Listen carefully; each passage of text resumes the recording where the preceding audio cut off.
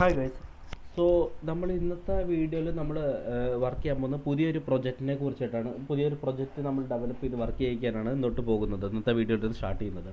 Okay, നമ്മൾ പഴയ project നമ്മളിവിടെ ഇപ്പോൾ തൽക്കാലം ബാക്ക് എൻഡും ജേസൺ സെർവർ വെച്ചുള്ള പ്രൊജക്റ്റ് നമ്മളിപ്പോൾ പാർക്ക് ചെയ്യുന്നു. കാരണം നമ്മൾ മ്യൂട്ടേഷൻസ് ഒക്കെ കുറച്ച് നോക്കിക്കഴിഞ്ഞു, എന്താണ് ഉള്ളതൊക്കെ നമ്മൾ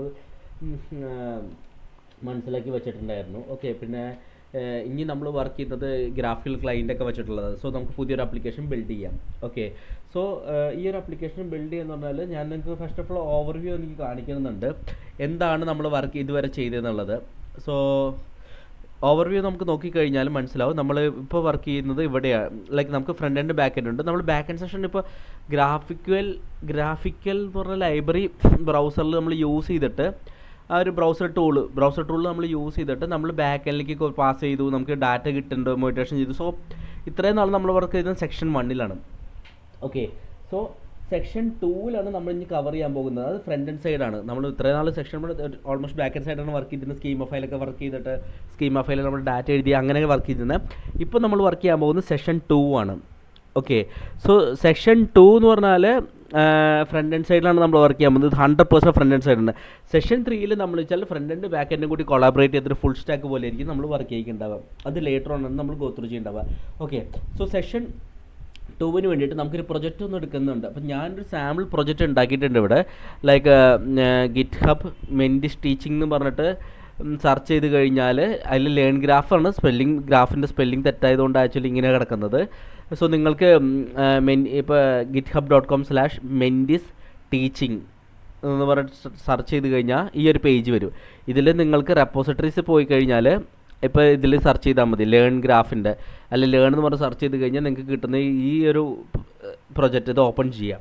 ഓക്കെ, സോ ഇത് ഓപ്പൺ ചെയ്തിട്ട് നിങ്ങൾക്ക് ഗിറ്റ് അറിയുന്നുണ്ടെങ്കിൽ നിങ്ങൾക്ക് ക്ലോൺ ചെയ്തെടുക്കാം. ഗിറ്റ് അറിയില്ല എന്നുണ്ടെങ്കിൽ ഡൗൺലോഡ് ചെയ്യാം സിപ്പ്, എന്നിട്ട് ആ സിപ്പ് എക്സ്ട്രാക്ട് ചെയ്യാം. അപ്പോൾ എക്സ്ട്രാക്ട് ചെയ്ത ഫോൾഡറിൽ നമുക്ക് ഏതാണ്ട് ഇങ്ങനത്തെ ഒരു ഫോർമാറ്റ് കിട്ടും. ഞാനിപ്പോൾ ക്ലോൺ ചെയ്ത കാരണമാണ് ഇവിടെ ഇങ്ങനത്തെ ടിക്ക് മാർക്കും .git-ഒക്കെ ഹിഡൻ ഫയലായിട്ട് വരുന്നത് ആക്ച്വലി. ഓക്കെ, .git-ഒക്കെ വരുന്നത് നമുക്ക്. സോ നിങ്ങൾക്ക് ഡൗൺലോഡ് ചെയ്ത് എക്സ്ട്രാക്ട് ചെയ്യുകയാണെങ്കിലും ഉള്ളിലത്തെ ഫയൽസ് ഓൾമോസ്റ്റ് ഇതിൻ്റെ സെയിം തന്നെയായിരിക്കും, വലിയ വ്യത്യാസമൊന്നുമില്ല. എന്നിട്ട് ഞാൻ ഇപ്പോൾ പ്രൊജക്റ്റ് നമ്മൾ എടുത്തു കഴിഞ്ഞു. എടുത്ത ശേഷം ഞാനിതിൽ എന്താ പറയുക, ബ്രൗസറിലും ചെക്ക് ചെയ്യാം നമുക്ക്.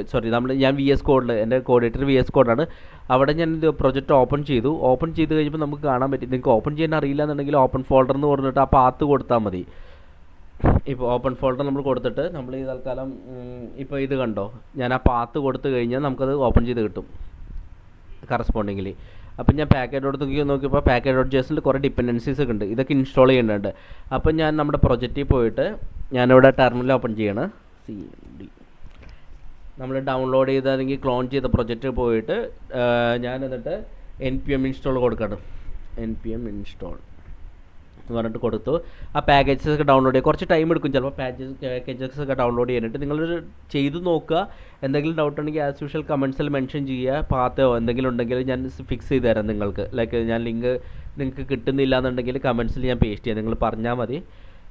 അത് കിട്ടിയില്ല എന്നുണ്ടെങ്കിൽ കമൻറ്റ്സ് ചെയ്യാൻ പറ്റും. സോ ഇന്നത്തെ വീഡിയോ ഞാൻ ഇവിടെ ചേർത്താണ്. കുറച്ച് ടൈം എടുക്കും ചിലപ്പോൾ ഇൻസ്റ്റാൾ ചെയ്യാനായിട്ട്. നമുക്ക് അടുത്ത വീഡിയോയിൽ കാണാം. Thanks lot, by.